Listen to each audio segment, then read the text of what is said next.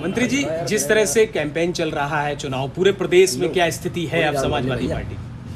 पूरे प्रदेश में Samajwadi party Bharatiya Janata party को हरा रही है और समाजवादी पार्टी जीत रही है और समाजवादी पार्टी इतने सीटें जीतेगी, भारतीय जनता पार्टी सत्ता में नहीं आ पाएगी। जिस तरह से बदायूं में आप कैंपेन कर रहे थे, कल अचानक सूचना मिली कि कार्यकर्ताओं ने आदित्य के लिए मोहर लगाई है।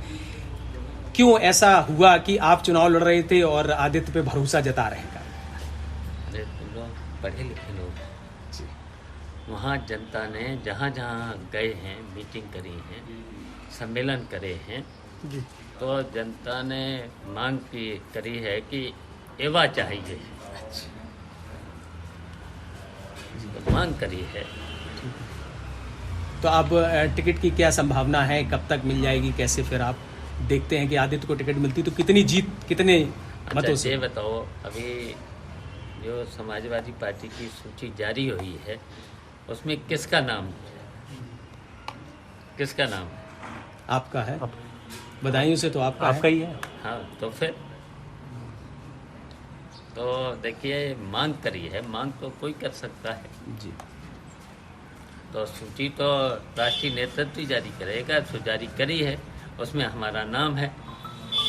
और ये देखिए, कुछ रणनीति के हिस्से होते हैं, अब वो रणनीति तो आपको तो नहीं बता दी जाएगी। रणनीति को रणनीति रहने दो। अच्छा, जैसे पीडीए के लिए चर्चा चल रही थी, समाजवादी पार्टी पीडीए को लेके आगे बढ़ रही है, तो वहीं आपका ये घटक दल पल्लवी पटेल अब पीडीएम लेकर के आई है। देखिए, ये सब चीज़ें हैं, लेकिन ये नहीं जाना चाहिए कि भारतीय जनता पार्टी की मदद कर रहे हैं। तो अभी जनता में तो ये है, ये तो भारतीय जनता पार्टी की मदद होगी, तो ये मैसेज नहीं जाना चाहिए। मुख्यमंत्री योगी आदित्यनाथ कह रहे हैं कि सपा शासन में अपराधी पहले कहीं पे भी बम विस्फोट कर देते थे, लेकिन अब हर जगह हर और बम की जयकारे लहरा रहे हैं।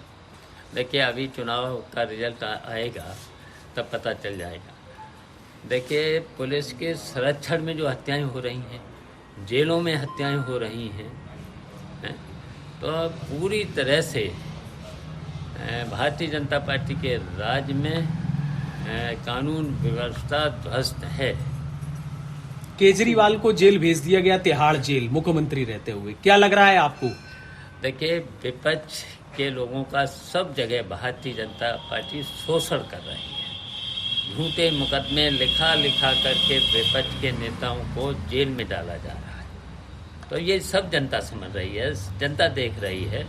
और जब ऐसे घटनाएं हुई हैं, जनता ने ऐसे लोगों को सत्ता से उखाड़ फेंका है।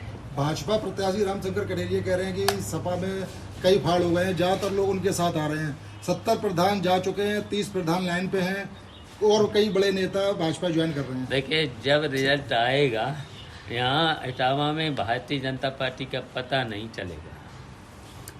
अगर आदित्य यादव वो बदायूं से लड़ते हैं तो फिर आप कहाँ से चुनाव लड़ने की तैयारी करेंगे?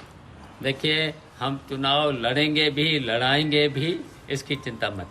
लेकिन कन्नौज से कार्यकर्ता सम्मेलन हुआ, कल अखिलेश जी ने किया है और बड़ा संदेश दिया है। कन्नौज से कौन प्रत्याशी उतरने वाला है? तेज प्रताप का नाम चर्चा पे था। देखिए, वहाँ से भी देखिए समाजवादी पार्टी जीतेगी। वो भी सीट हमेशा नेताजी से लेकर के, अखिलेश से लेकर के समाजवादी पार्टी की है और रहेगी।